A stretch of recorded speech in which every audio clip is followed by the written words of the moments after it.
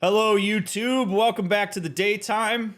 I apologize for the very short part 20. That cricket derailed the entire stream. But that's all right. We stopped at a decent spot. So we're going to go into the into the Death Star. See if we can't get past these Shadow Karja. See if we can't figure out what we got to do next. It's gonna be really interesting to see what happens here. So, leave a like, leave a comment, follow the links down in the description. Would love to hang out with you on Twitch sometimes. As you can see, occasionally I go live at decent time.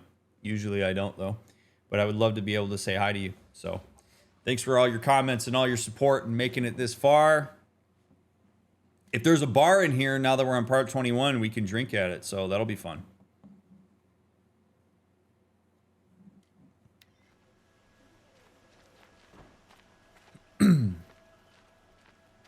Go to the Citadel courtyard.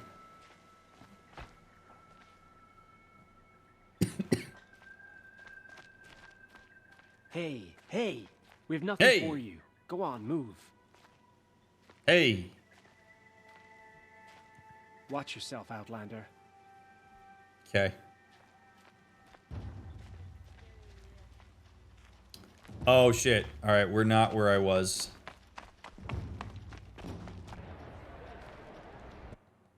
The Sun Ring, proud tradition of the Karja. Why must we suffer Not for with the... machine-ridden. At least, not anymore. Give them time. Now we get to see if your attack on their focus network was entirely successful. What are you talking about?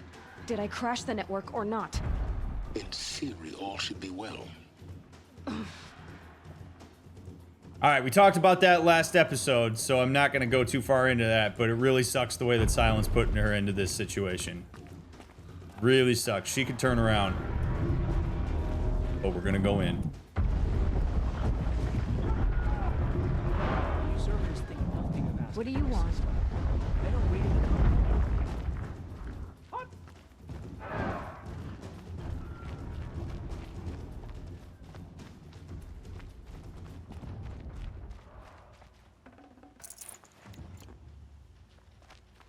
Let's see if we got any lore chilling around here.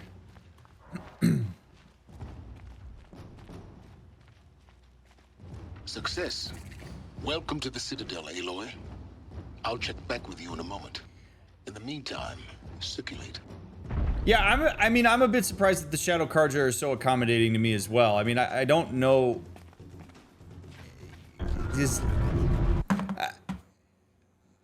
I mean, maybe I missed something, but my understanding is that the Shadow Karja operate on the doctrine of Duran. So, Duran was very much like the Nora deserved to die in a bloodbath.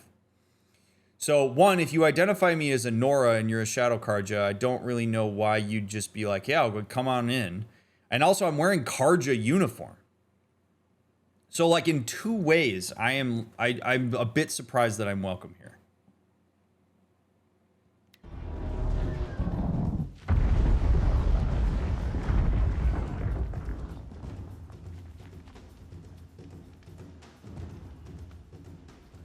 And I'm going to say this really quick because it's daytime and there's some people here that aren't normally here.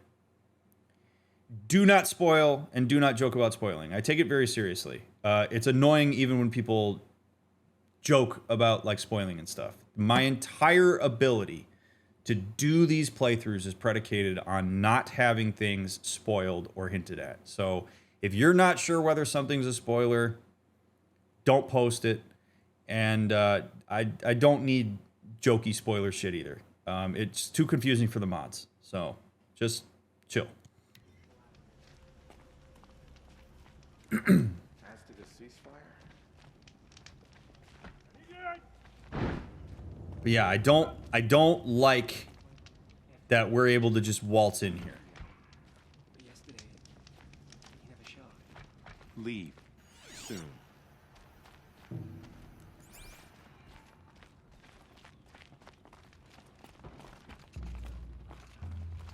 And there's a lot of soldiers. Watch yourself. You never know who you're talking to.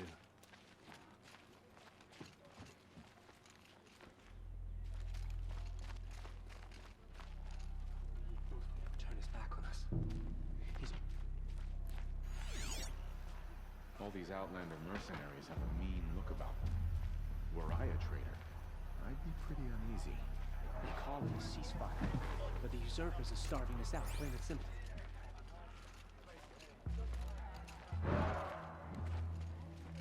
This would be terrifying, man.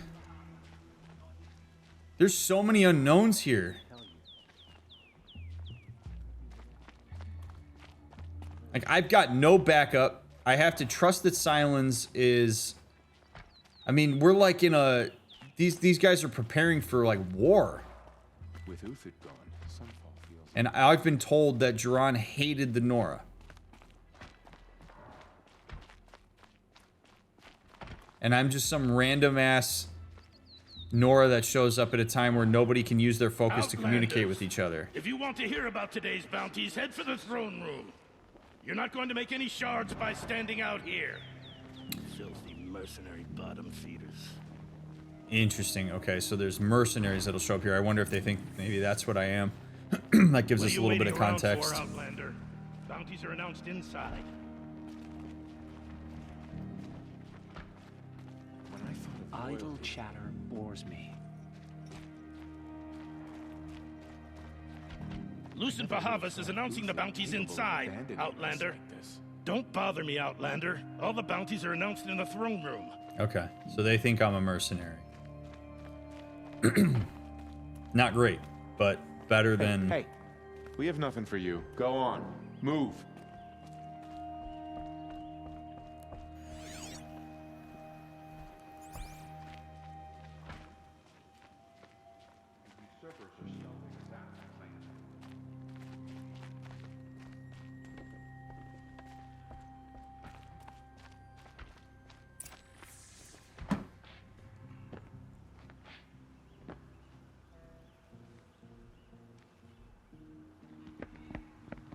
By the glory of the sun revealed.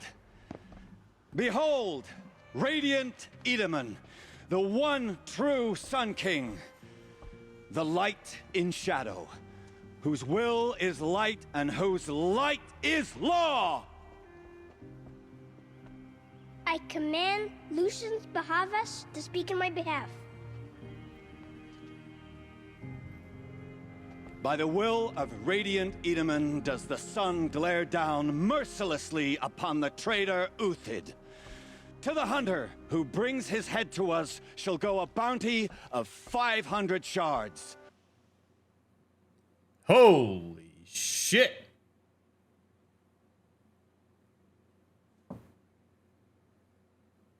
I didn't see that coming.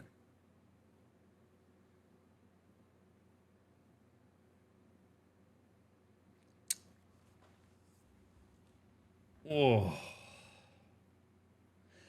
Honestly, as far as I'm concerned, that might as well be child abuse.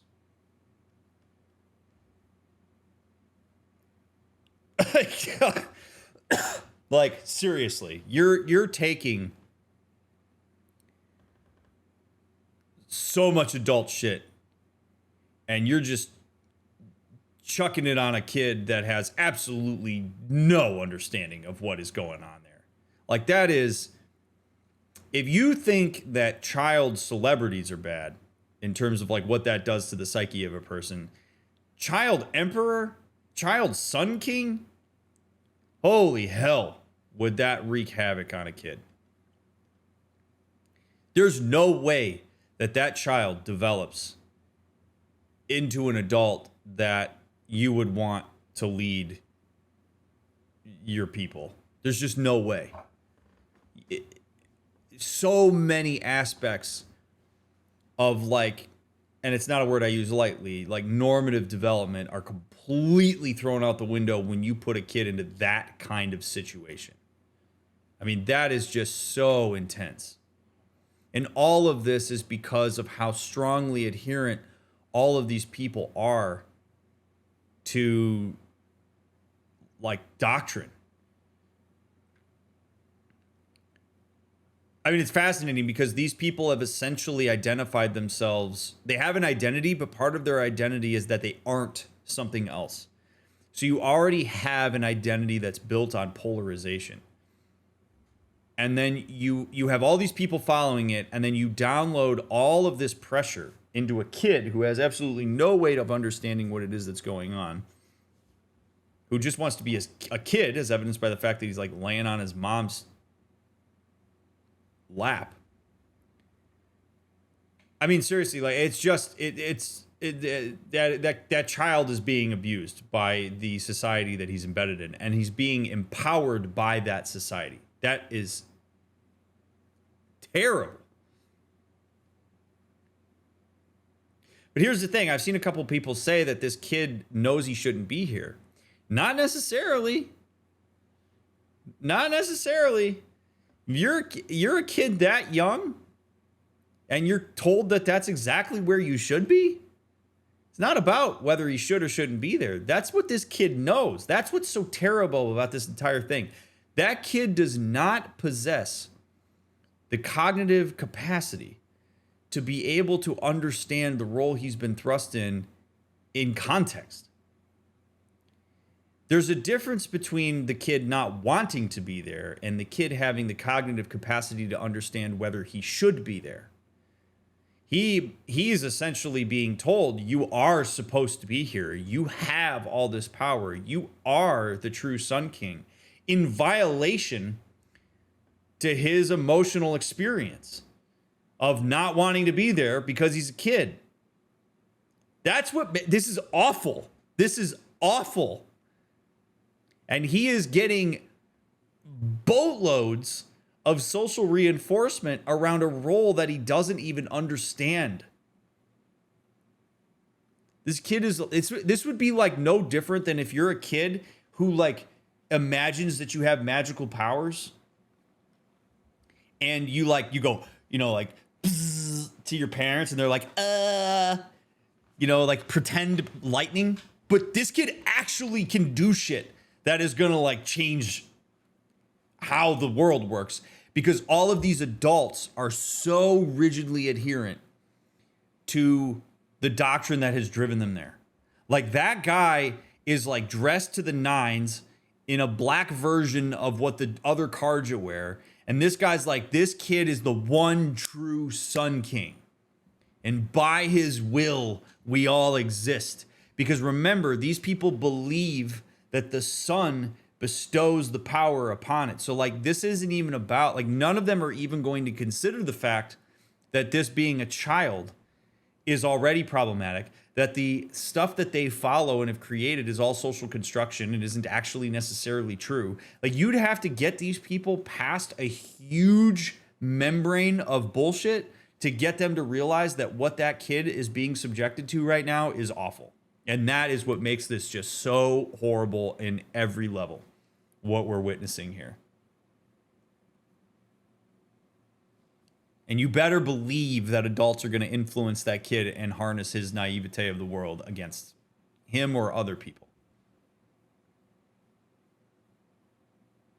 No, I would argue that just because the kid's a figurehead in the situation at this point is a little bit better. No, I don't think so. I don't think that offsets it.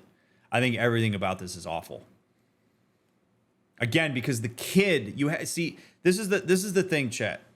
And I really want to emphasize this point, also for the people on YouTube. We have such a tendency to remove ourselves from the perspective of a child when we look at children in situations like this. And I'm not saying people do that on purpose, but like, it is so important to understand brain and human development here on why that child being in that position is so terrible. That kid does not understand the concept of figurehead in the socio-political culture that he's embedded in. There's no possible way that kid can grasp that. Arguably, I'll bet you some percentage of the people watching this video right now wouldn't even be able to conceptualize what that actually would mean relative to the socio-political environment. And I'm not saying that if you don't understand that, I'm not saying you're dumb. I'm just saying it's an incredibly complex situation here. So all that kid knows, imagine yourself at like 5 years old being told that you're the king of that you're the governor of the state you live in, or you're the president of the country that you live in. You'd have no idea. And it's gonna cultivate a whole bunch of behaviors and attitudes in this kid that, like, of course they're gonna develop that way because this kid is being weighed on hand and foot. It's just awful, man. It's awful. When you put a kid into a situation like this that they have absolutely no capacity to understand, and then you reinforce it en masse, oh.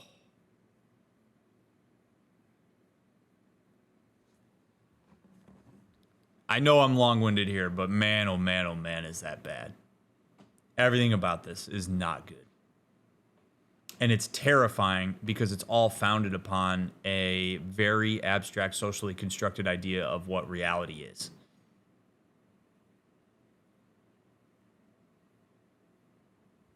More prisoners than royalty, don't you think? Love your hair. You and I need to chat, little huntress.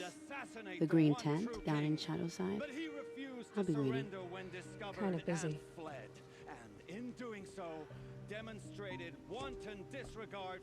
We both know you're no killer for hire. Uthid is innocent. So come see me while there's still time to save him. So, the way in I spoke of is right behind you. You've got to be kidding. Not at all. And you needn't worry about the Kestrels. They'll be too busy acting important to pay attention to you. First time in the Citadel, gotta see the sun ring from on high. They won't find us Well, the nearly as Kestrels. lenient as the apostates. Ah, they want us to see this, boy. It makes quite an impression. Oh, boy. All right.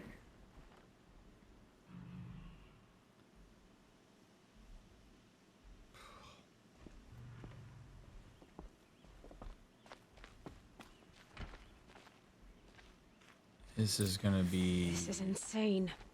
Hardly. They're going to see If me. you're gonna watch some The slaughter, balustrade. this is the place It's a to do short it. drop from there. I don't like heights. You worry me, boy. You serious, Silence? Worry me.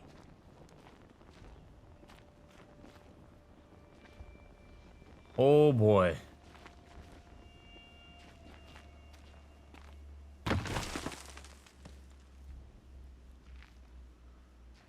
Again, at any point, Aloy can say, I'm out.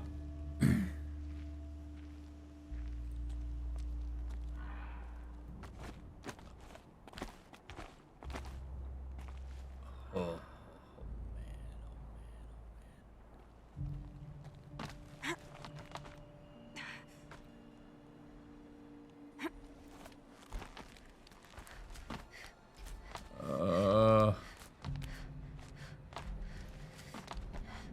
Other side of the tower. Look for a vent.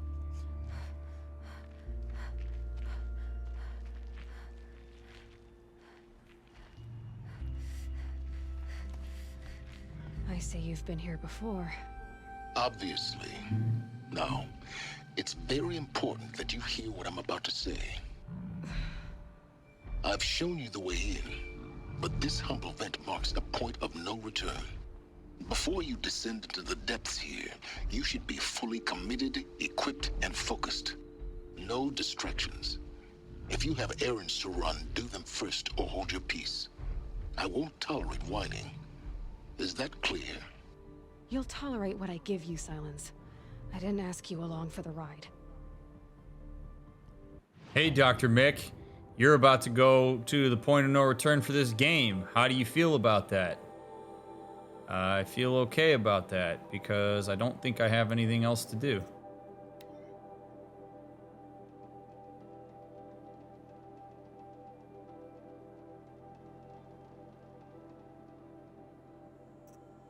Oh, I guess I could talk to that. Oh, I didn't talk to that lady.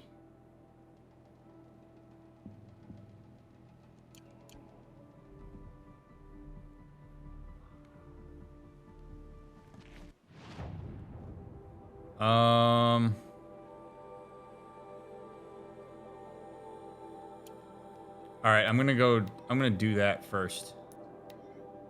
I wanna knock those out.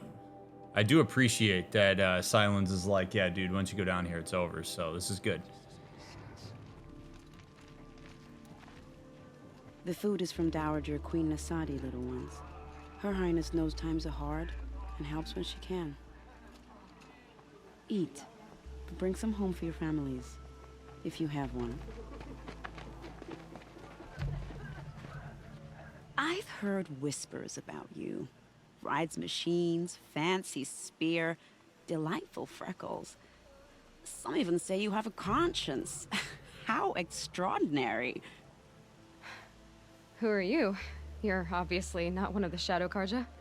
My name is Vanasha. For now, all you need to know is that I'm a whisper of reason in this howling pit of insanity. I know how that feels. I'm sure you do. And so does Uthid. He's a good man, so naturally the Shadow Karja want to murder him. I've done some digging, and I think he's headed for the Green Climb. It won't take those mercenaries long to find him. He could use some help, if you're so inclined. Stop being evasive and tell me who you really are. Stop being evasive? You might as well tell me to stop being charming. It's impossible, but I like you. So I'll tell you a secret. I have friends in Meridian, and I like to do favors for them when I can. Uthid might be of use to them, if he survives. How do you know Uthid is innocent? I'm excellent at making inquiries. Look, he feeds orphans from his own rations and personally punishes anyone who hurts the old or infirm. The idea that he would try to kill Edelman is ridiculous. He must have found something that can embarrass the priesthood. Otherwise, Bahavas wouldn't risk marking such a well-regarded man for death. What makes you think he's on the Green Climb? He knows he'll be pursued, so he needs a hideout that's both familiar and defensible. He once single-handedly held off an entire bandit clan in those foothills. My guess is that he'll fall back on what worked before. I'll do what I can for Uthid. But what about you? What about me what? What will you do while I risk my life? Useful things, little huntress. Look for 3 dead trees south of Sunfall. They mark the start of the Green Climb. Good luck. All right, I'm down. I'm going to say this one more time, and this better be the last time I say this. Do not spoil shit. Do not tell me where to go. Do not give me information that I don't specifically ask for. Focus on where we're at right now. Yes, I'm going to play the DLC. I don't know why that matters right now. I'm going to get really annoyed if people keep backseating and spoiling. Like, literally, I'm going to start kicking people out of here. If you're not sure whether it is, don't say it. I cannot emphasize that enough. Playthrough is more important than any one person chilling in chat. So, knock it off.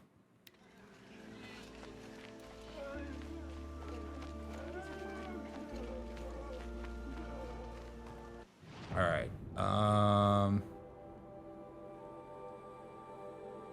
So we go over here.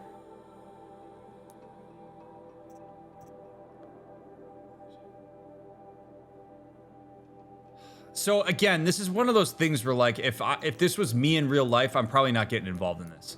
But I want to see where it goes. Like, to me, that's a lot for Aloy to take on right now, given the fact that we have so much other shit going on. But I have to say, I give Silence a bit of credit for essentially saying, like, I respect that you have other stuff you want to do before we go here. So there is a little bit there, I guess. Okay, and then the Healer's Oath is over there. So let's go do that, and then we'll go down there, and then we'll go make it happen.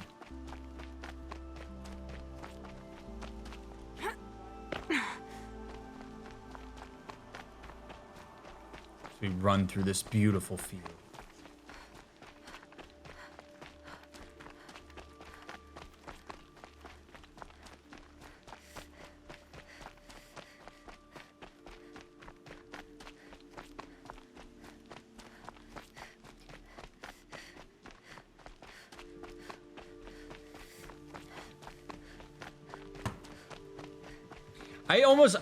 So as we make this walk, I feel terribly in a lot of ways for the Shadow Karja. And I think I talked about this a little bit before, but there are people in positions of power and remnants of that older time that have likely propagandized a lot of people into following basically the Shadow Karja doctrine. They've probably instilled a lot of fear. And I'm not saying that the Karja are all like the end all be all of amazingness, or that they're the sun's gift to the world. But when you see people blindly following something and are really like slave to the consequences of decision making of those powers, that's rough, man. Like, you got a whole group of people that are basically being run by a child with all these people that talk for him, who have their own agendas that are likely using him for, and like, you don't really know any different, and you believe that you are in the right. You believe that what you have to say about the world is more proper and more accurate than what those other people believe and are dealing with. And that is just like, it's really scary the way that humans will bond to each other over ideology like that, sometimes to their detriment. They're in a really terrible spot. I mean, even though they've been pitched to us as being the bad guys, like, the bad guys are really the people in positions of power that are manipulating the people around them, more so than like all of those people. Do I need to protect myself? Yes. But am I gonna blame them all entirely for it? Not necessarily. I mean, I do believe in critical thought. I believe that people have to be mindful about this context they're embedded in, but sometimes you don't have the luxury of the education or representation that's gonna help you think your way through that. I mean, in a lot of ways, a lot of these tribes all basically are trying to understand the world around them, and it's understandable why they do that. But you see how these natural power structures develop as these groups try to define themselves and survive the world that they're in. And Jiran had Hole.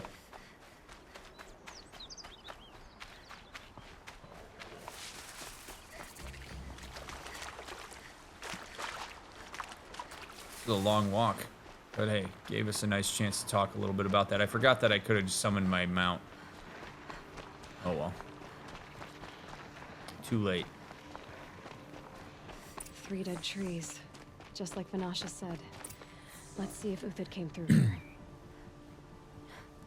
These tracks lead up that rise. Must be the green climb.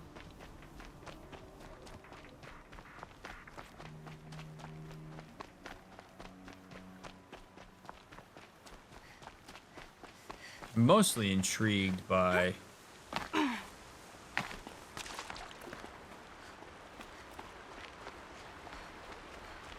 it's understandable that all tribes are trying to understand the world around them. Yeah, no, they are. That's the thing. And they're all doing it with incomplete information.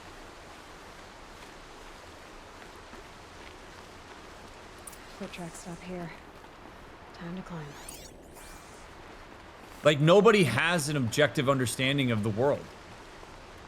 And so what we're seeing, I mean, what's amazing about the way that this game is constructed is it's essentially forcing us back into what humans had to do at one point, which was try to understand the world. And we still don't understand it. I mean, we're gonna have some extra degree of sophistication via like science and stuff.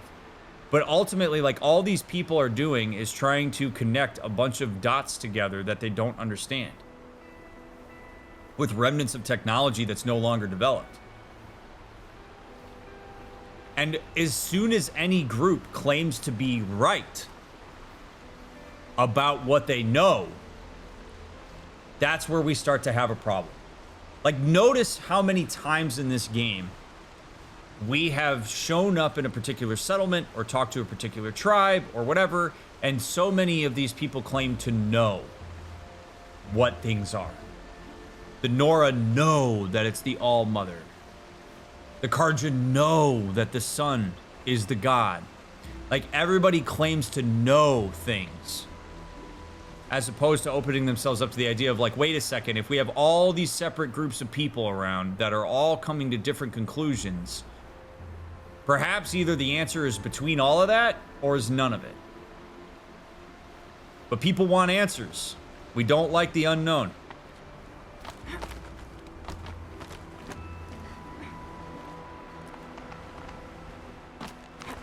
So this game explores those aspects of our psychology, I think, really well, which is why I enjoy playing it so much.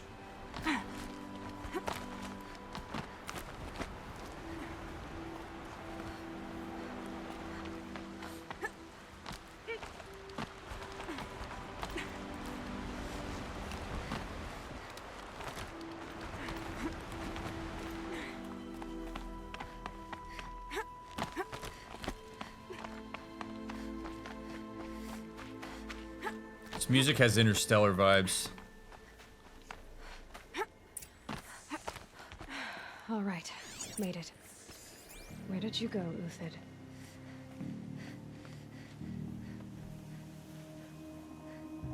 Food scraps. I'll bet Uthid stopped to see if he was being followed. He must have kept going. I've got to catch up. Man, weather's getting grim.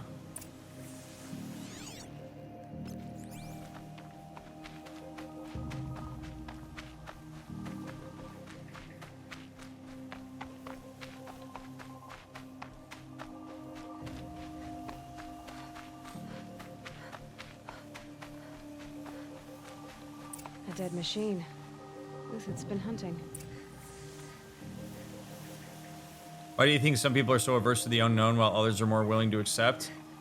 Depends on a lot of factors. Depends on your habituation to it. Depends on how your approach to the unknown has been cultivated over time.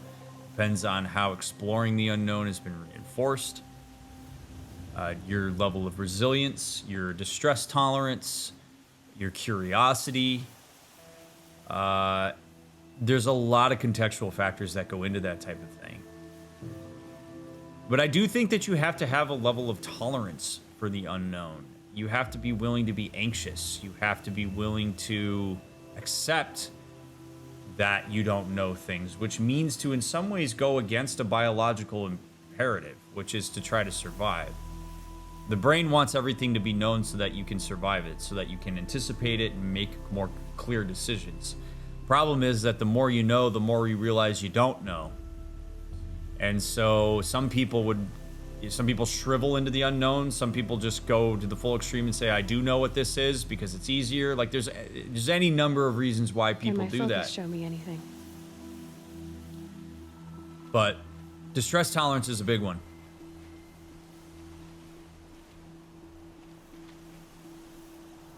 Everything useful has been stripped.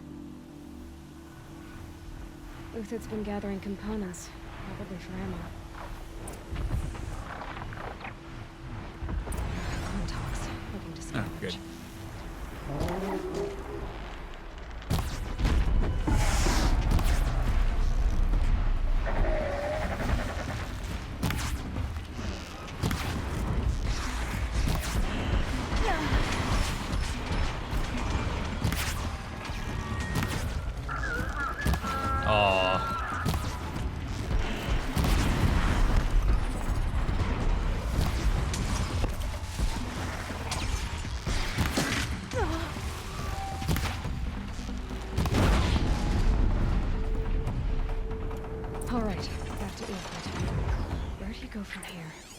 Everything useful has been stripped.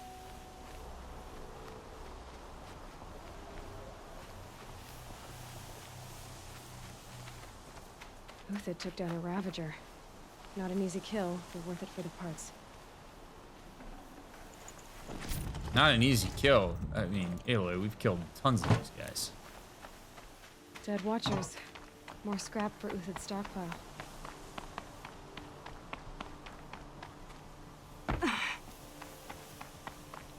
Now I feel like I'm playing Death Stranding. All right, here we go. Yep.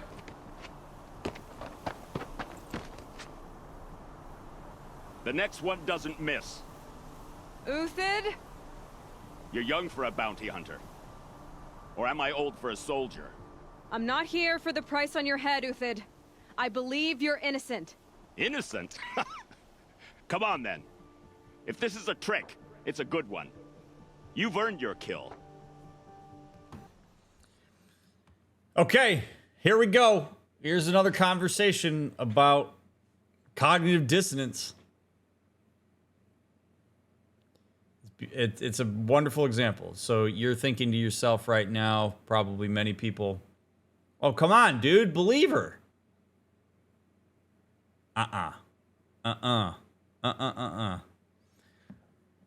This guy has an expectation that essentially anybody that he comes across right now is a bounty hunter.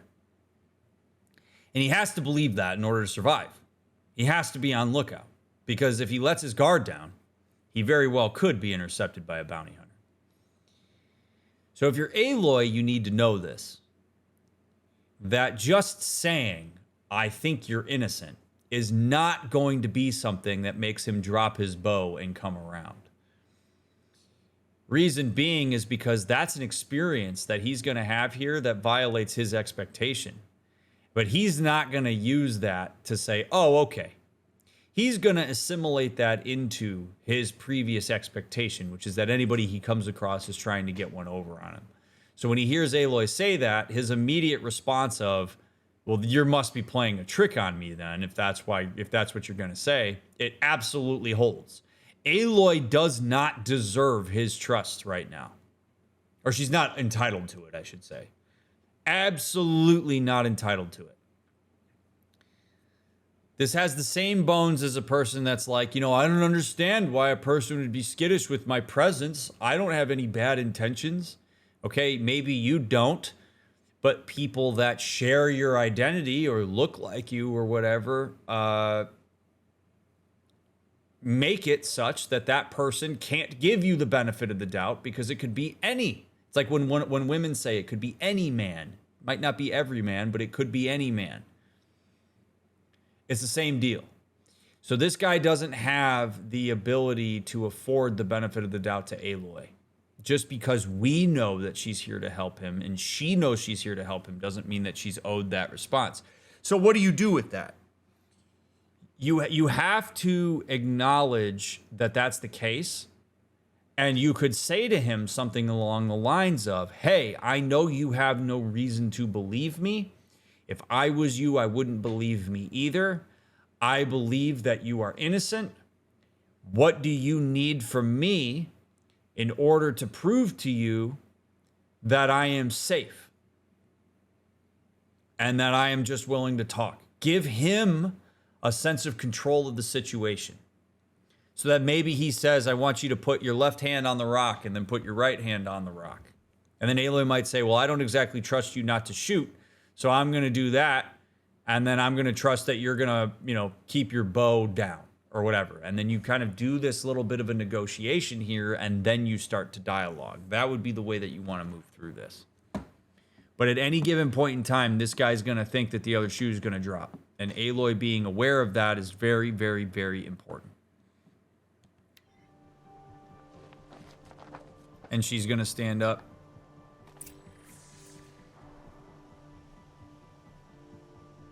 All right. Wow. Okay. I guess that works. I'm not going to draw my bow. You draw your bow, you're screwed. We're going to walk real slow. It's heavy. World's going white. I'm surprised he's letting us over here. No tricks. Just talk. All right. Speak. I want to know what happened at Sunfall. What really happened. All right. For weeks, each dawn in the tent city came with a new death. Always in their sleep, no struggle. The old, the infirm, sometimes the young. Those who couldn't fight for the cause. I should have realized then it was a culling. Who would do such a thing? They thought it was a curse, an evil spirit. But it was only a man. And a silent poison. It took time to catch him, but we did. We brought him before Bahavas for the sun's judgment. The High Priest Bahavas? He's the one who put the bounty on you. Yes. He thanked me for my diligence, then had his guards release the villain. You see? It was he who ordered the culling. Then they turned on us. Should have died with my men, so their loyalty meant something. 20 years I gave to the Sun. For what? Malice and murder? As for honor, sacrifice, true sacrifice, the kind priests and rulers know nothing of, it's all a fat joke. If it's honor you seek, the Sun Carjas seem trustworthy. A little stuck up, maybe, but trustworthy. Those Carja once raided your Nora lands. Raided every land we could reach. It was the Sun's will. I did what I was told. Others... I know I keep belaboring this point, but it is so important. This is maybe one of the core underlying dynamics of this entire game. People will throw logic, their own eyes and ears, their own sensibilities, their own gut instinct. They will throw that away in lieu of a tightly held belief.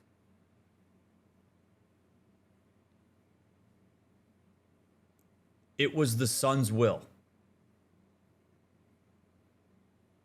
And if you believe, and you've been, especially if you've been essentially forced to believe, that the Sun's will is articulated via the king,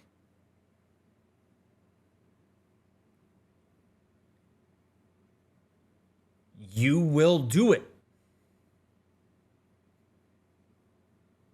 And it's terrifying. Think about that for a second. You get this sadistic, violent, harsh king, and all the Carja believe that anything Jiran says is the Sun's will. The Sun that you worship and believe unconditionally is your God. And in real life, you know, how many wars have been fought in the name of God? It's the same thing that holds here. And if you don't think you're susceptible to this, you're wrong. Like, it's really, it totally cheapens the opportunity for humans to figure out how to work together when they are stymied by a doctrine that has been forced into them, has been the single story, and that has, in a very roundabout way, to come to make sense to them. This guy was willing to go probably past any personal threshold he ever would have had in the name of the Sun, because he believes that the Sun is speaking through Jiran. And if you're not part of the group and you're exposed to it in the way that we're being exposed to it, you're likely to look at it and go, Jesus, yikes. But that's not how you cultivate this stuff. You cultivate this stuff over time with very specific messaging. The text that we've been reading throughout this game, the narratives that we've heard, the societal structure that we're embedded in, it all lends to these ideas. And then as soon as you get enough buy-in, and you get enough buy-in en masse, now people feel a sense of belonging and safety and security relative to this doctrine. Look how many soldiers we saw in the Citadel. If I believe all of this, I have the protection of this.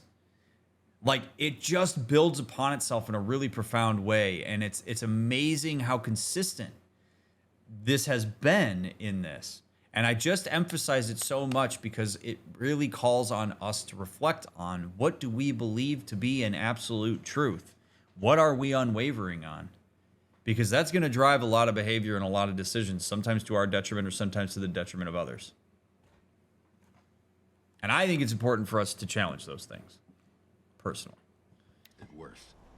But as their captain, I had... Uthid, I don't care what you did. I can't absolve you. But the Carja are changing their ways. You could too.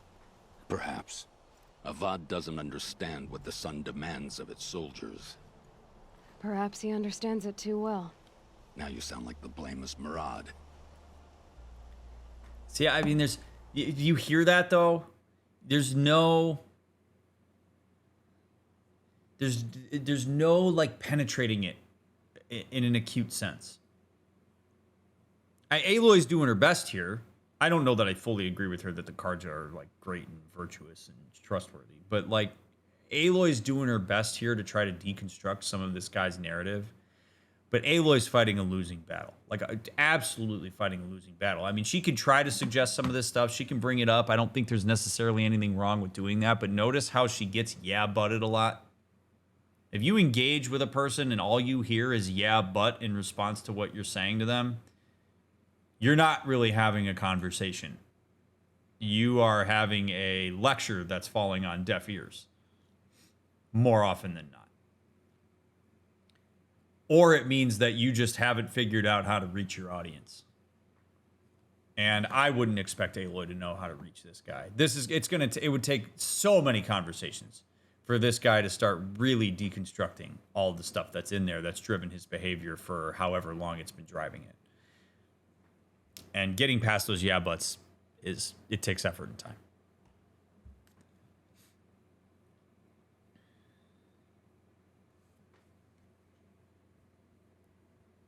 How can we reach somebody who's saying yeah but? Empathy, curiosity. You might point it out, say, hey, I noticed with a lot of the stuff that I've said, there's been a degree of like resistance to what I've been bringing to the table, and I'm wondering how I'm missing the mark with you. Take accountability for that. Instead of saying, I'm wondering why you don't understand what I said, say like, I'm wondering how I'm missing the mark. Like I'm getting a sense that as we're talking, I'm not landing in a way that is palatable. And I'd love to know why that is. How can I adjust that? Or is there anything that I'm not understanding about your experience? Approach that with curiosity, and you will usually find that people can start to articulate it. I think if you view it as your job to penetrate that, people can usually feel that, and people are more likely to double down than they are to lean in. So he's in a vulnerable position right now, for sure, and that might help, but it really comes down to like acknowledging that and trying to be curious about it and saying, and empathizing. Like I realize that what I'm saying to you probably runs counter to a lot of what your ideas are about the Karja or whatever. And I'm not asking you necessarily to believe me entirely, but I am wondering if you're open to maybe trying something new and trusting me to whatever extent you can that it's worth doing. And if he says no, then he says no. But that's the best you can do. When it comes to the dichotomy of the fact that the Karja, Shadow Karja follow opposing ideals, do you think this would lead to more or less critical thinking? Less. When you get people isolated in their homogenous silos, it cultivates less critical thinking. Because you don't need it. You already have the answers. The answers. I can believe you're a good man. But why go with the Shadow Karja in the first place? Why serve them? Because of Itaman, of course. He was the one true Sun King. Itaman's just a child. Yes, an untainted vessel. I believed he was pure. But they used him. Used our faith. I can see that now. No shadows under a noonday sun.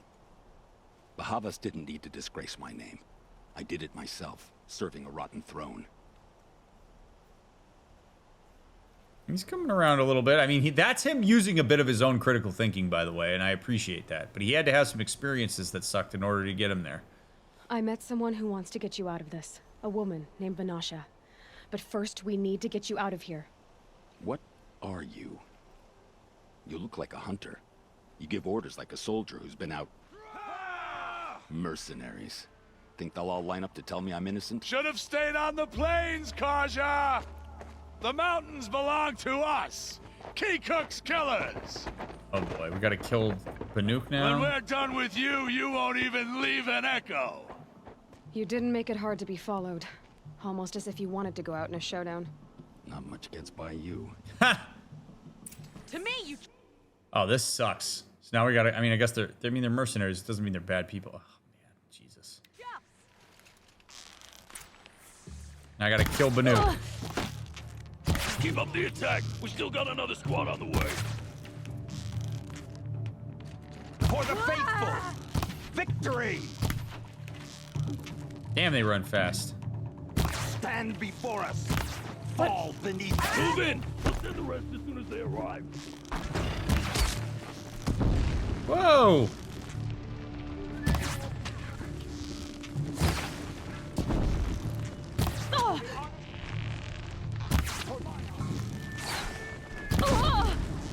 You're on fire, Aloy. It'll pass. Rally, we can still finish them.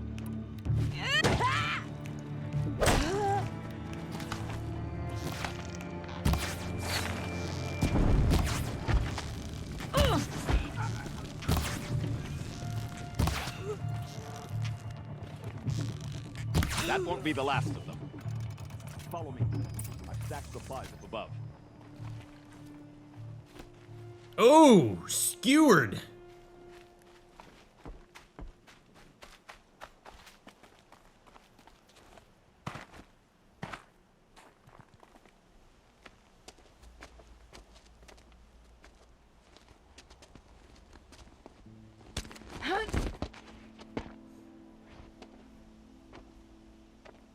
Up and over.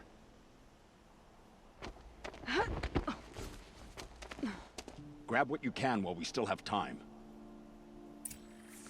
Okay.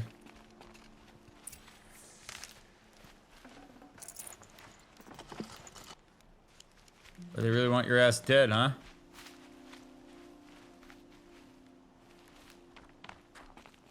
Gathered supplies.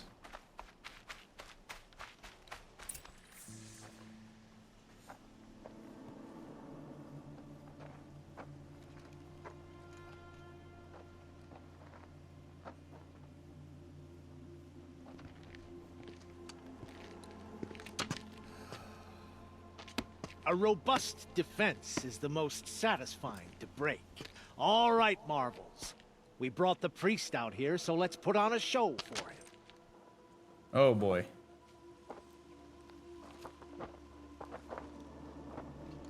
I know that, Hood. We've unfinished business, Bahavas and I. This will be difficult. I think you rallied to a lost cause. I don't intend to die today, Uthid. I did. But you're starting to change my mind. Don't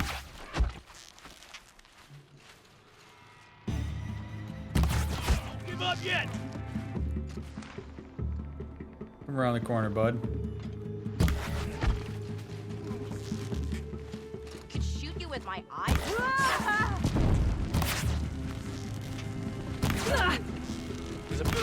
Oh, I shot the guy right in the nuts. Look out! To your left! Oh. Got all I need to finish you off. Oh, I wanted to shoot him off the zip line.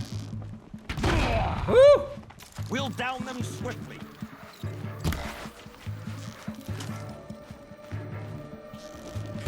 Regroup, Lars! Regroup! We're shield mates. I shan't let you fall. Ah, got you.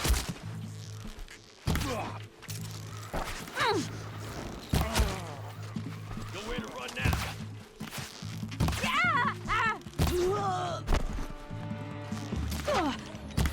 You'll feel my next arrow.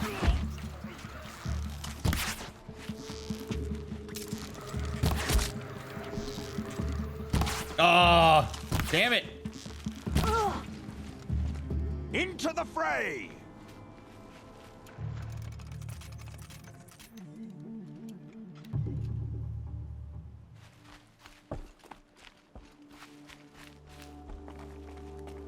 Got all I need to finish.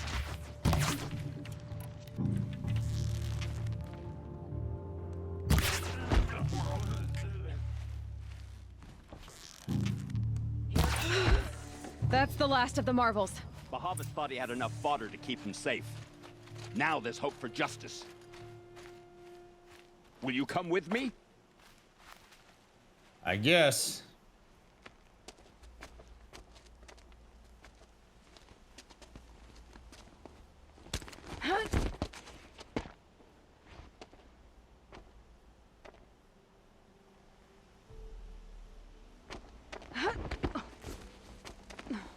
This won't be easy. Bahavas still has his personal guard. Jesus, dude. slaughtering an army of Oseram and... I mean, this guy's cool and all, but... Across there and we'll have him.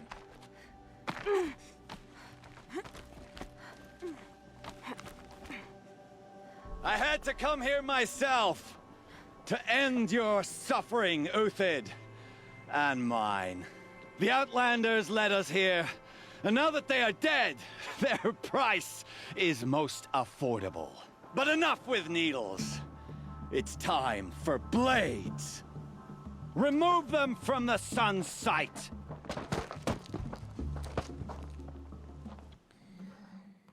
You know,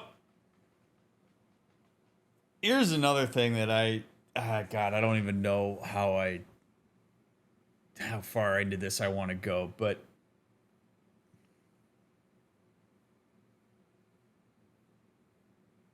the lack of critical thought to an extent is what allows a situation like this to occur. Here's what I mean by this. Ask yourself, why is there anybody on this planet in a position of power that's not related to you that you would be willing to die for or put your life on the line for? And think about how much that would take in order for you to be in a position where the answer to that would be yes. These three soldiers are quite literally putting their lives on the line right now for that priest dude up there. And I bet you if you asked them individually and had an opportunity to get them to engage with like critical thought and their sense of survival and more than just I'm supposed to do what this person says because of X thing that I believe, you probably wouldn't have these guys in this position. It's amazing that that priest has cultivated such a narrative and such a structure that he can stand up there on that rock and say, "Go get them, boys." And they're willing to do that. It's remarkable. Probably because of the similar stuff that this guy was telling us about. Of this, the Sun's will. And because that priest speaks on behalf of the one true Sun King, and so they have to spin around in circles in order to navigate this.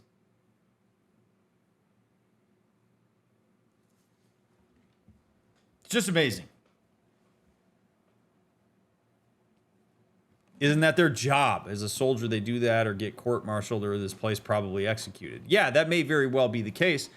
But what's to stop them from turning around, killing the priest, saying, "Hey, sorry about that, let us go," and then going off into exile, right? Like, these guys are, if they're falling back on, it's my job to put my life on the line. Again, you have to ask yourself, why is it that you would make your job to do this unless you were forced to do it? But if these guys are forced to do it and then are like propagandized into belief, again, the point that I'm trying to make here is that when we actually start to critically think about shit like this, a lot of it doesn't actually make sense. So much of this stuff is predicated on abstract shit, on social construction.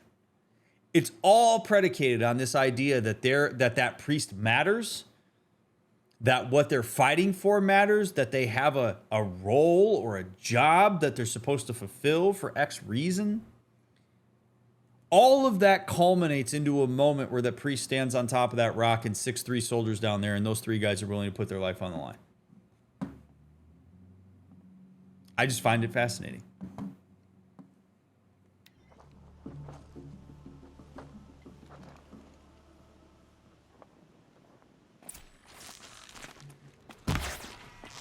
Stay on the move.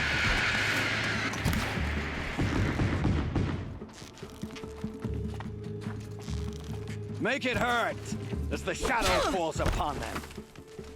To your...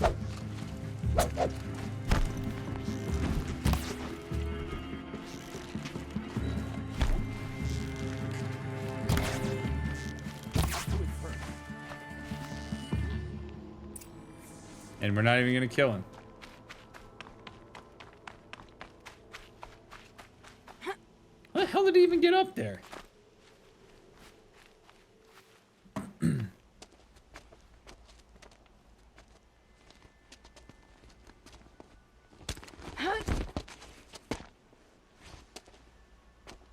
Oh, he's not gonna help me up this time. Oh, yeah, yes, okay. Whatever deal you worked out with him, I'll double it. More than double it. No. I'm tired of this, Bahavas. The lies and the violence in your cheap scented oils. I don't suppose you'd kill yourself. I had to. I had to. Prune the weak, or all the Karja in Shadow are doomed. This solves nothing. But may the sun find some worth among your drying bones. I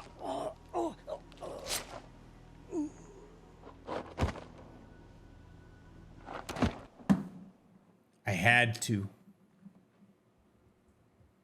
I had to because X. It all bought in.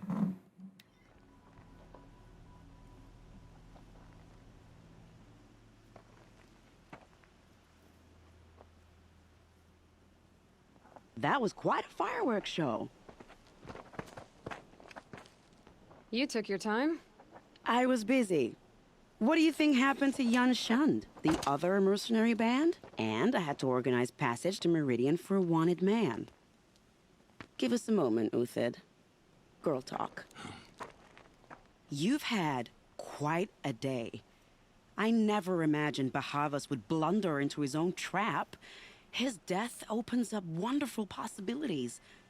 Remember Edaman and Nasadi, the Child King and his mother guarded like hostages at sunfall? With Bahavas gone, no one will be watching them. I want to get them out. And I could use your help. Kidnapping the Sun King of the Shadow Karja is no small task. It's not kidnapping. They want to go to Meridian, to safety. How do you know that? I've been posing as Nasadi's handmaiden. She's scared. For herself, of course, but mostly for Edaman. Why do you care what happens to them? Edaman is the Shadow Karja's figurehead. If he defects, it will remove their last trace of legitimacy. Beyond that, he's just a boy who clings to his mommy. He made a little grazer for me out of matchsticks once. It wasn't very good, but still, nobody ever made anything for me before. Yeah, I had a guy draw a map for me once in his own blood while he was dying. It wasn't very good either, so I feel that. I empathize with that immensely.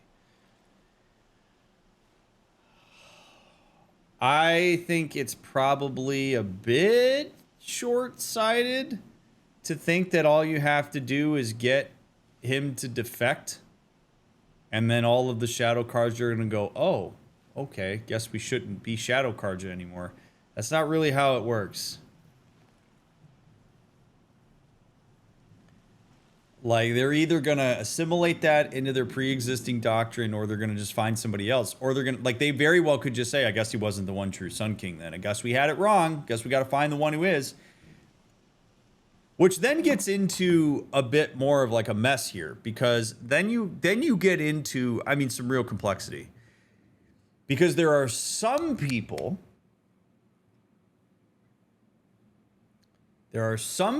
who are all in on the doctrine that we've been talking about.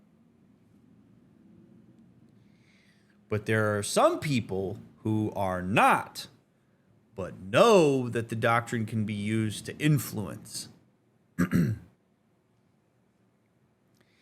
And this is where you start getting into the identification of things like grifters and stuff.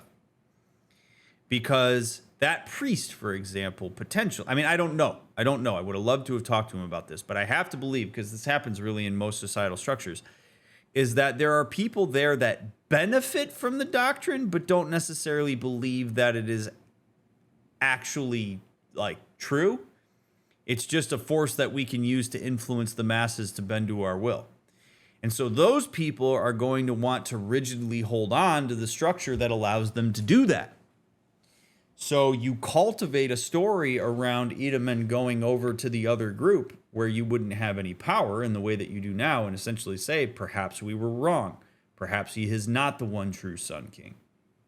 Perhaps the Sun King is leading us astray. You're not going to automatically get the Shadow Carja to say, oh, maybe we were wrong. Some people would. The people that actually adhere to the doctrine would potentially say, if that is the will of Edaman, then that is the will of the Sun, then I will go follow him. Those people do exist. But the people who are wielding the power around Edaman, who are using Edaman, are not going to be hunky-dory with that. They're not going to look at it that way. They're going to try to cultivate a story that gets him back to being a pawn in what it is that they're trying to create. I hope I'm articulating this well. Like, it's so important to understand this, because you can usually get people to believe something even if you don't believe it, because you benefit from other people believing it. And there have been grifters for as long as time has been around that have done just that. That don't believe a word of what they say, but benefit immensely from the people around them believing it. So I think she's probably a little idealistic here. What's going to happen to Uthid now? Don't worry. You gave him a second life, and I'll put it to good use. He'll be welcomed in Meridian as a military advisor. Hopefully he can help Avad finish the Shadow Carja with as little bloodshed as possible. What's going to happen at Sunfall now that Bahavas is dead? Oh, it will be glorious. The priests will panic. There'll be infighting, skullduggery, and backstabbing as they wrangle for power. Best of all, they'll be distracted. Bahavas, your life brought misery, but your death is a flower that blooms in abundance. What do you need to get Nasadi and Idaman out of Sunfall? With Bahavas dead, Sunfall is the easy part. I'll handle that. The big fuss will be crossing the border to the Sundom. Find my friend, Three-Toe Huadiv, near the branded shore. I hired his crew to sweep the path, so all you have to do is wait for me. If this Huadiv has already cleared the area, why do you need me? Contingencies, little huntress. Something will go wrong, and I need protection I can count on. You. I'll try not to disappoint. This is a complete aside that's not necessarily related to the game specifically. It's just what DrMick really wishes could be integrated into game design. Something that I love this game. I love this game immensely. But one thing that I don't love about this game is that essentially Aloy has mostly been whittled down to a gun for hire and like an information gatherer. I would love it if there was a mission where you actually had to like engage in some diplomacy. You had to make certain dialogue choices. You had to like do something more than just be the gun for hire. It just feels like sort of a missed potential. The Nora said you would help me. Are we bound for Meridian? Only if you want to go, my dear. What choice do I have? None at all. I was just being polite.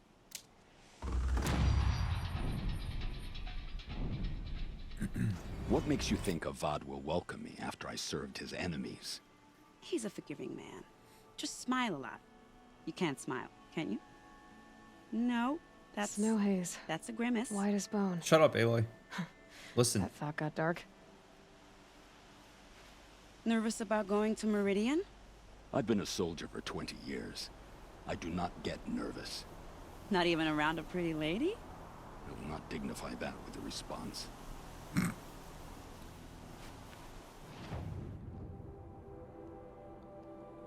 Okay, so talk to Three-Toe Hadiv. Well, first let's go here and let's go down to that dock and talk to Gali.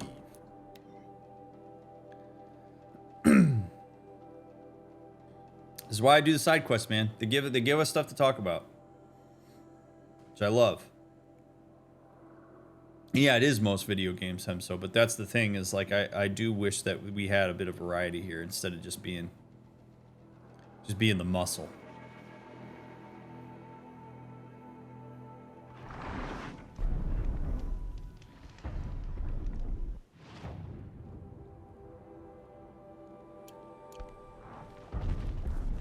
All right, new plan.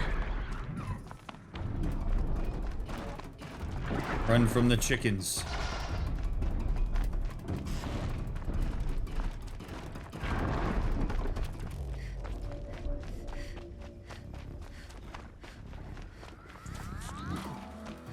Here we go again.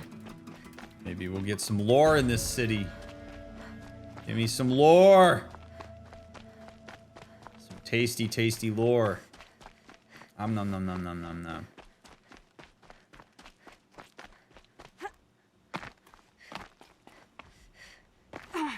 I'm gonna find me a desire path.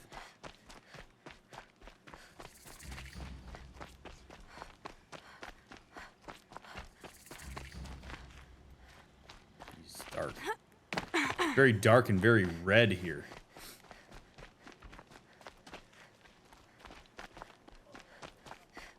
What's up? Some of these machines people talk about sound like they were designed to hurt people. Yeah.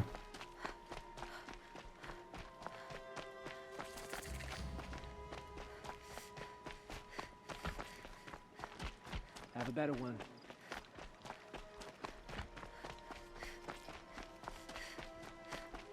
What's up, bud? You just standing here? Are you Galeev, the healer? I had planned to spend the day gazing at the lands of my exile and feeling sorry for myself, but you're not from Sunfall, so this could be interesting. I came from the tent city there. There's a sick girl. Her brother told me about you. The answer is no. What? No, I can't spare the medicine, nor my time to administer it. My resources are already spread thin, thin as the soiled cloths I have to use for dressings.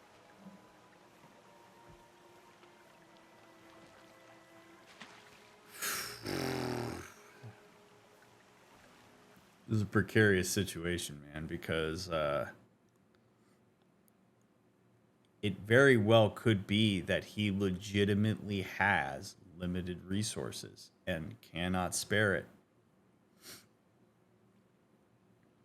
Like, I get it that the girl at the tent needs help, or the kid. I don't remember if it was girl, boy, or otherwise, but they need help. This guy could help. But this guy also has to have boundaries, because otherwise he's going to be traveling far and wide and not have any time for himself. Like, this is a really difficult position to be in. To know that you could help, but to not have the time, energy, or resources to do it, and to have to lay down a boundary. And it's one of those things where, like, if you're part of the circle of who's directly impacted by the no, that's going to feel terrible. And you might say, like, this guy doesn't care, or this guy's an asshole, or whatever. If you're outside of that circle, you might say, well, this doctor's got some good boundaries, because he knows how to protect his resources, and he knows how to divvy them in a way that he can make a impact. Like, there's no have your cake and eat it too here. It's a really difficult situation. And one that a lot of people find themselves in and would do well to do what he did, which is to say, no, I acknowledge that this is a situation where I could be of assistance, but I just don't have the energy, or I just don't have the resources, or I just don't have the time because I'm tied up with other stuff. It's a hard thing to do, but an important one. I just got blown up on TikTok for sharing a similar sentiment. You know, if this guy was in the presence of that girl and could help and had the resources and the time, then yeah, he absolutely should. And hopefully he would say that he will. This guy also knows his situation better than we do. Why won't you help? Look at it from my perspective. What meager goods I can get must be smuggled in. That's expensive. The behemoth's share goes to the military. Of course, there are the demands of the Citadel. Helis's kestrels are so prone to sticky ends. What's left, that's for the nobles, who can pay well for my services. Look at it from my perspective. A little girl is sick. I think we are calling to each other across an ideological impasse.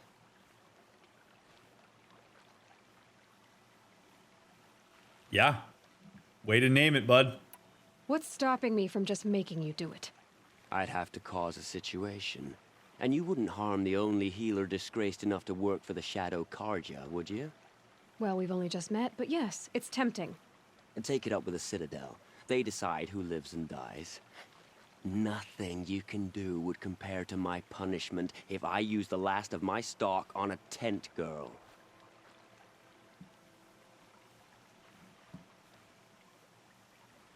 I mean, again, think about that. Like, take a second and think about that. This guy is a healer. He has dedicated his life to doing what he can to help folks. In this case, the Shadow Karja. I'm sure if this guy had his way, he would help everybody. I don't love that he reserves his services for the nobles. I do appreciate, though, the guy's got bills to pay. And resources talk.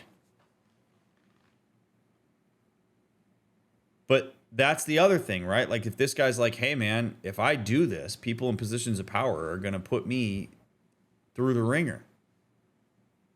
So nothing you could do to me is going to be worse than that. So I got to stick to my guns.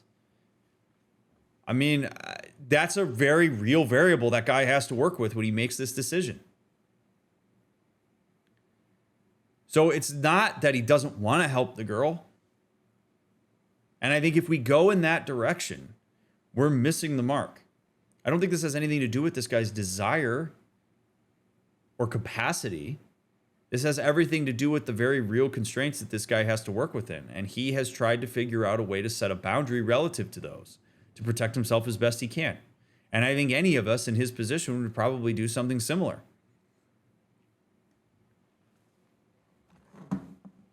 But you got to get past your initial, in order to get in there. People only make decisions when those decisions make sense to them in some way. Sometimes your hand is forced. Sometimes there's variables you got to work with you don't want to work with. But if the variable exists, you do got to work with it. You're kind of an ass, healer. I disagree. There's no cure for a conscience. But in this line of work, I've built up an immunity to it. And yet, if you feel so strongly about this one girl, perhaps we can make a deal. My charity for a Thunderjaw heart.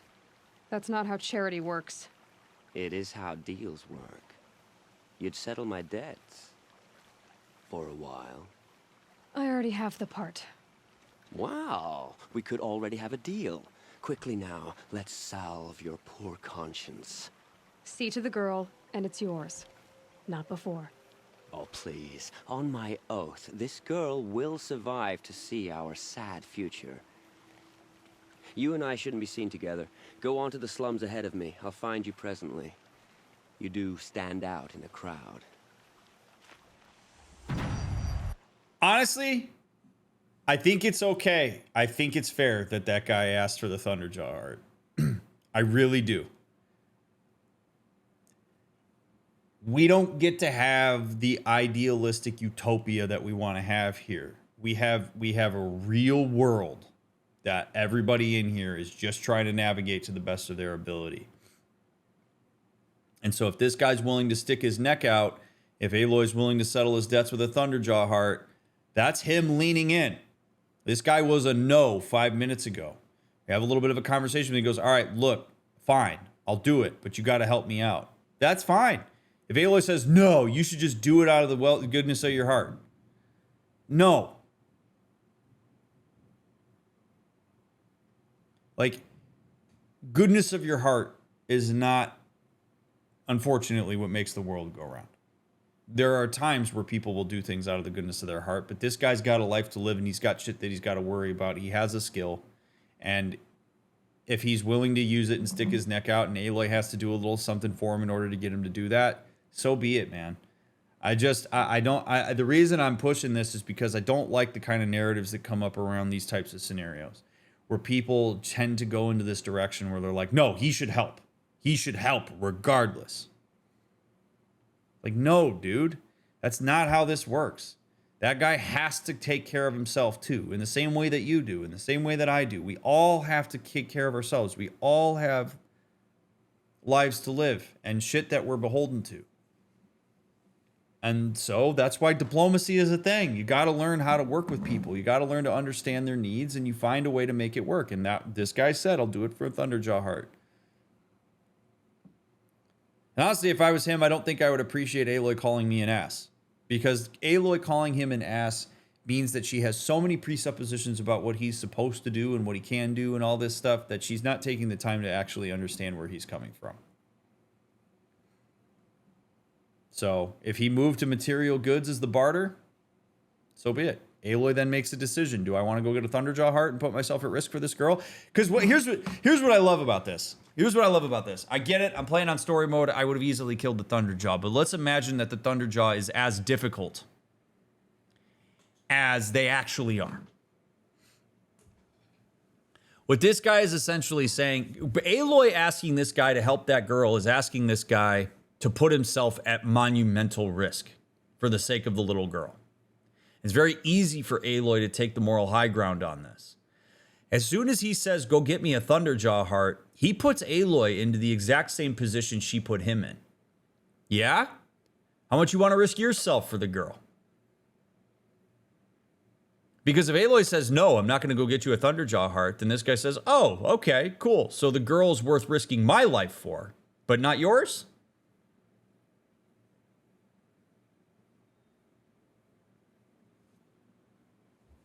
And I think he'd be fair to ask that question. I do. Because she's asking him to do his version of fight a Thunderjaw. Luckily, we already had one. That's enough excitement for my rest day.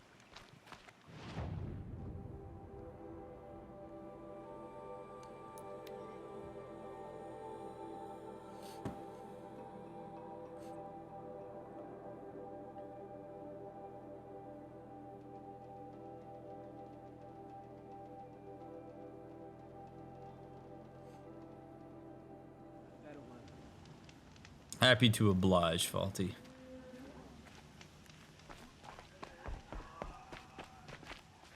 I try not to think of Avad's betrayal too much. I don't have much energy. Hello. It's you. Hello again. I've brought someone to see your sister. How did you... What did we do to deserve... No, wait. I don't even want to ask, in case a shadow passes over and it's gone. Smart boy. She'll have his full attention, won't she? Once I'm freed of other distractions, yes.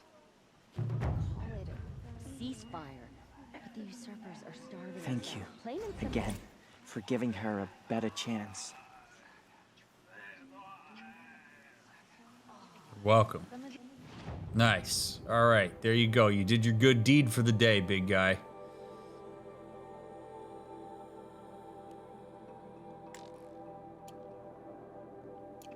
What's she called? Sound like they were designed. All right, Three-Toe Hadив. I knew Shiana once. She sang in a tavern. How is your sister's singing voice? She likes ball games. She wants to be a soldier.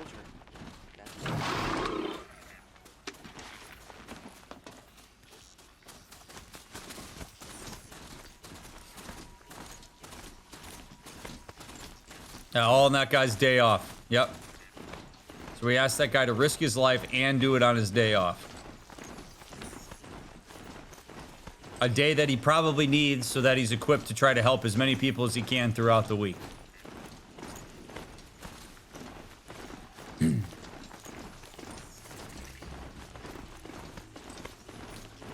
But how do you fix that? All right, if you're sitting here like, okay, yeah, but what do we do about that, Dr. Mick? I am always going to say that you have to push for systemic change. The only thing that solves that problem in the long term is not that guy going door to door to everybody's house. You have to have broader systemic change that makes it so that going to help somebody is not a risk to your life. Where's the Shadow Karja government?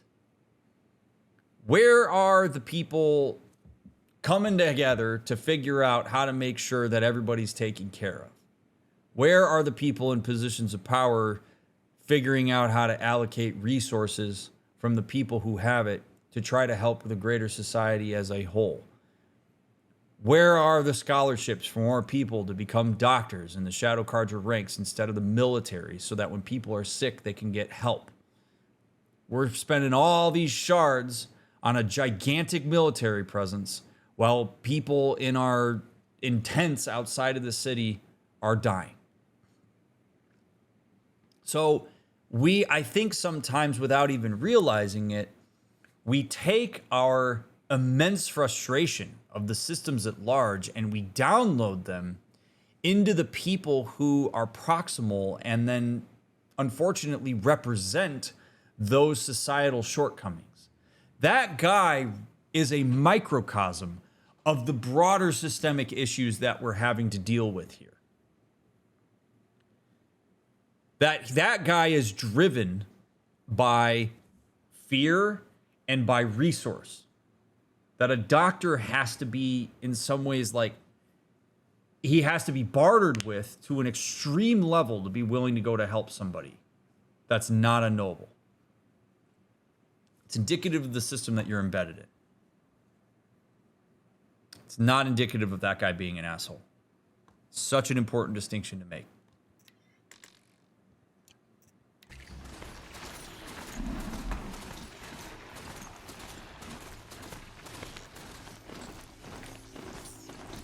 Spotted. Great. That guy has to bring medical resources in from the black market in order to be able to help.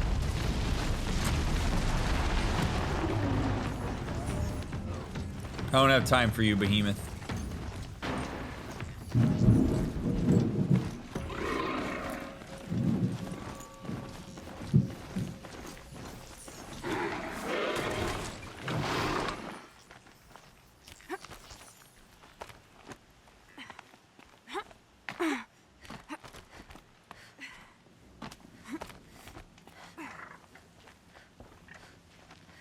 You're Three-Toe Huadiv, right? Vanasha sent me. What happened? I got hornswoggled, that's what. Vanasha batted her lashes, wiggled her hips, and promised us treasure. Clear a path for the royals, she said. Sneak past the garrison and skewer a few watches. Hardly a bother. Little did we know there was a damned monstrosity lurking underground. When will I learn not to gawk at skinny girls? I mean, yesterday would have been good, but you know, the greatest time to plant a tree was 20 years ago. Second best time is now, brother. So don't gawk at me while we have this conversation. Why do you think Vanasha swindled you? My crew came to Sunfall because we heard the bounties were fat. She offered us the fattest one of all, enough to retire on. It's my own damned fault for taking the bait. Should have known I'd end up with a rupture in my useful parts. So Vanasha needed safe passage for Nasadi and Idaman, but it didn't work out? She made it sound so sweet and easy. Find the best path to the lake, make sure it's safe. What could go wrong? Turns out, a lot. Like bloody murder in the grinding jaws of a heinous death beast. Something attacked you from underground? Oh, you picked that up, did you? I wondered why the Shadow Carja didn't pay attention to the pass. Well, they don't need to. A rock-eating demon guards it for them. It tunnels in the dirt, breaks through the earth, and blasts rocks from its stinking face. I barely escaped. My comrades weren't so lucky. I might shed a tear if they weren't all cutthroats and cheaters. Fanasha will be here soon with Nasadi and Itamen. I've got to destroy that thing in the past before they arrive. You're not too bright, are you? Well, we didn't last long against it, but I'll tell you what I know. It has armor everywhere, a little less at the rear. And when it goes underground, it will lose track of you if you're quiet. You might even be able to keep it from going under altogether if you hit its big crooked arms hard enough. That's all I can offer, friend. I promise to look solemn at your funeral before I hit the bar. That guy does not care, and I love it.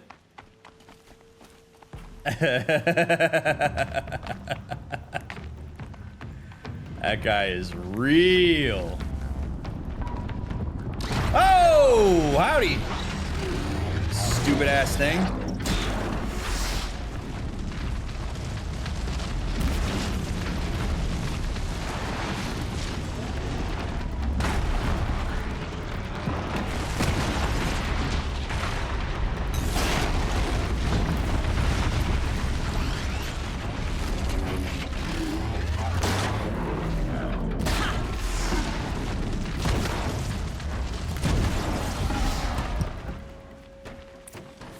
Wasn't even that hard, brother.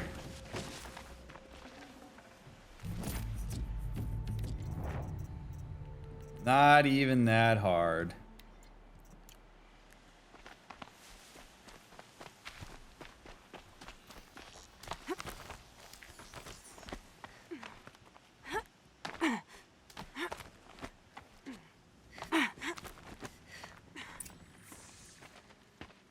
By the radiant sun, I can't believe it. I thought that evil rock chewer would grind you up. Nah. Story mode, boss. After that miracle, all we can do is wait. Vanasha will be here soon, along with a boat that'll take the royals across the lake.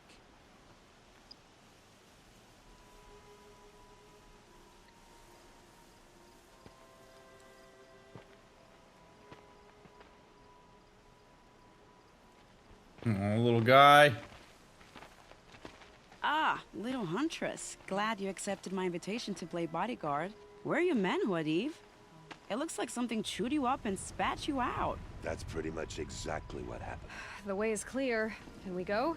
I like how you always cut to the chase. In this case, literally. It won't be long before you're followed. Don't be afraid, Your Radiance. We've got excellent protection.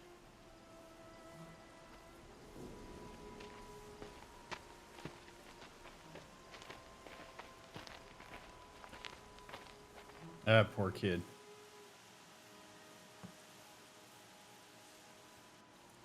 Boy.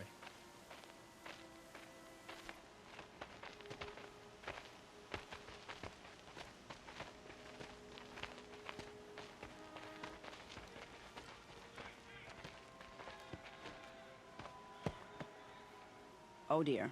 Here come the Shadow Carja, and they're very angry with me. I'll hold them off. Very noble of you, but when I start a fuss, I like to finish it. Not that your assistant isn't welcome. Uthid, get Itamen and his mother to the shore. Carefully. So it comes to this. I must say, after 2 years under the heel of these zealots, I'm ready to extract a little blood.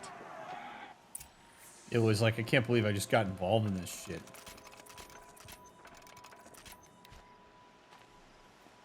Place traps in the canyon? Some traps would be nice. Okay. Yeah, just booby trap the canyon. They'll never see these ropes. A little surprise for them.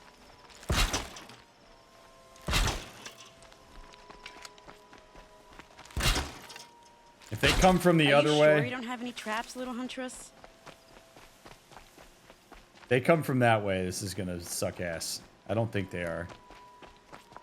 Trapping it right now, dude. Take cover up there, behind that rock.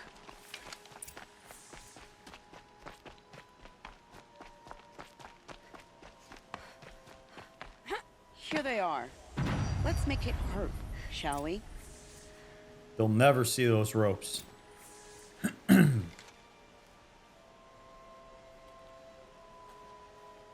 the blinking red lights at night. Never. They'll never walk right in. Oh! Shit, what was that?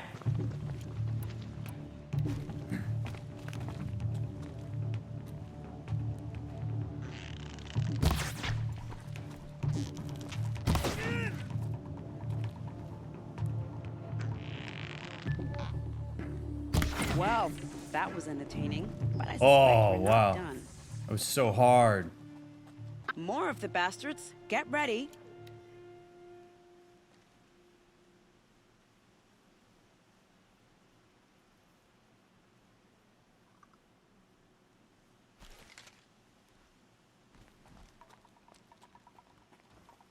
They're still looking. Haha, idiot.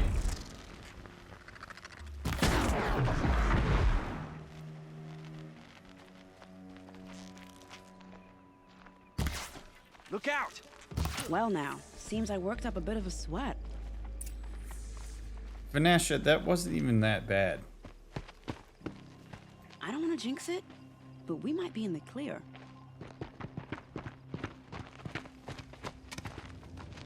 A bit late, aren't we, gentlemen? Sorry, ma'am. The boat's waiting. Oh! Damn, I spoke too soon. This one's mine. Get to the boat. You know, this time I think I might be out of my league. Get to the If chopper. anything happens to her, I will be very cross. We're not going anywhere. I'm gonna say that next time. If anything happens, I'm gonna be cross. Oh, let's go. No, guys, don't. Just let me do this. Corrupted Thunderjaw? Dude. Let's make this quick. I took Redmaw down in 40 seconds. I'm not exactly worried about this.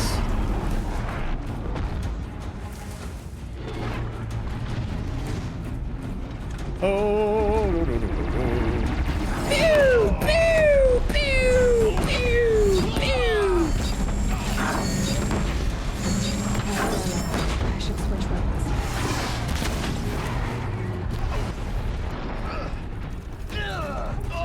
Oh, dude! You didn't have to die there! No! Brother! Oh. Here we are. Ow! On me. Back the fight. We need to loot this, dude.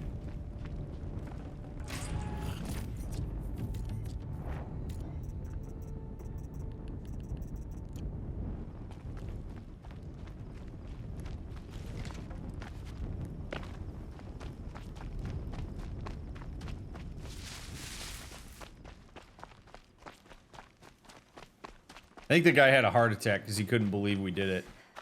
He just dropped it. How unfortunate is that? You know, you kill the Thunderjaw and then the guy just dies of a heart attack right there. Sad. All right, enjoy your boat ride. Not exactly a royal barge, is it? Oh well, defectors can't be choosers. Let's get aboard, shall we?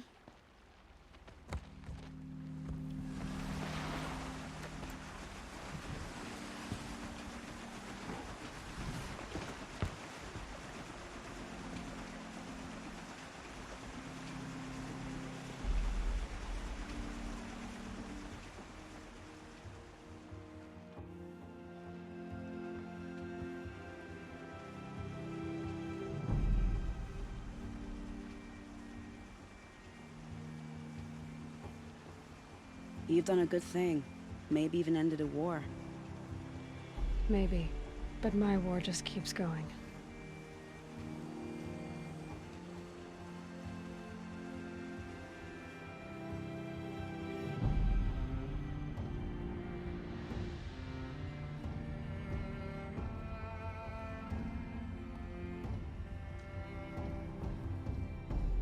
Aloy, preventer of child abuse.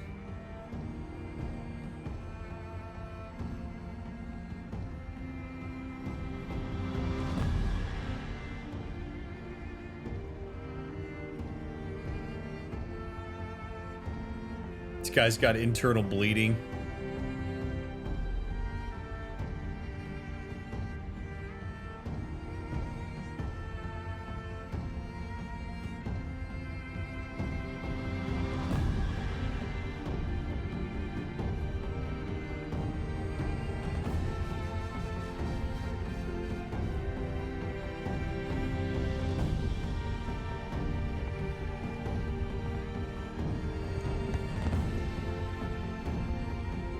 Edaman, my brother, welcome home. You have nothing to fear. You are now under the protection of the Sundom. My protection. As is your mother, she will not be harmed. You have my word, the law of the sun. Aloy, it seems I see your influence everywhere. You've done so much for the Sundom, and it will always be appreciated. You have my thanks. May you walk in the light.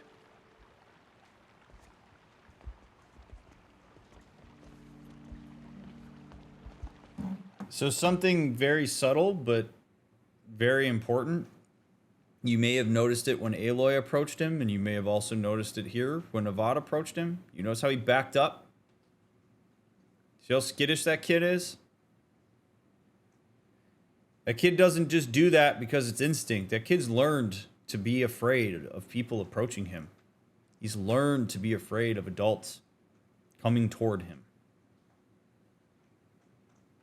Like that little piece of body language in all those scenarios tells you everything you need to know about how difficult this is for that kid.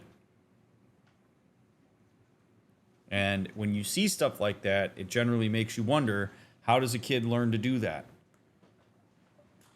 Sometimes it is, to an extent, instinctual because there's something he's afraid of, and his instinct is to back away from it, to try to protect himself. But his mom's standing right there. And he's like shuffling his feet back. He's terrified. It's a kid who never had a chance to be a kid and has no conceptualization of what that is. And it's sad. I mean, that is an abused child. So I hope the Sundom has some really good therapists and social workers to be able to help this kid integrate into his new home. Because if they don't, it's going to be brutal for this kid for a long time. Appalling. I spent 2 years in the Forbidden West setting this up, and the redhead gets all the credit? I'm still getting paid, right? You'll be lucky if I let you live. I couldn't have done this without you. When we meet again, I'll give you a proper thanks. I promise.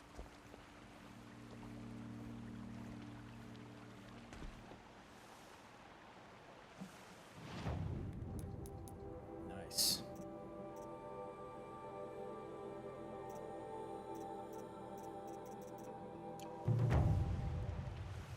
All right, well, I'm glad we did those.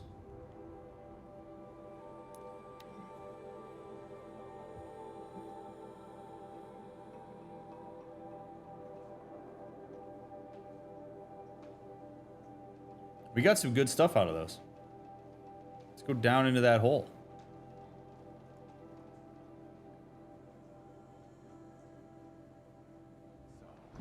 Back in Meridian. At least one of them.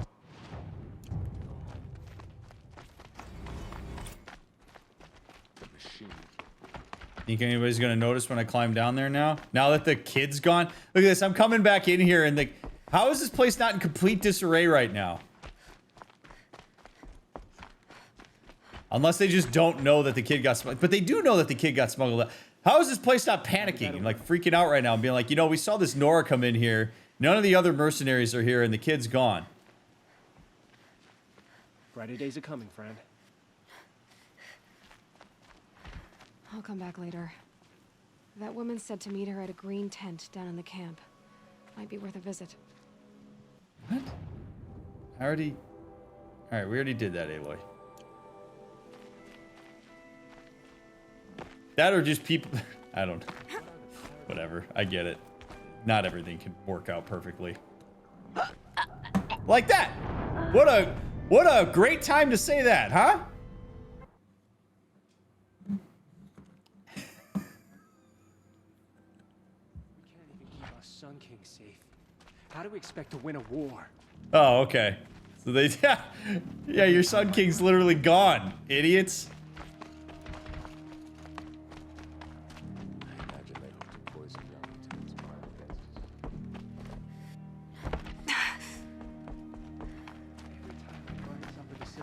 Dude, I'm just trying to go down into this hole. I'll come back later. That woman said to meet her at a green tent down in the camp. Might be worth a visit. Come on! Are you kidding me? All right, we're going the long way.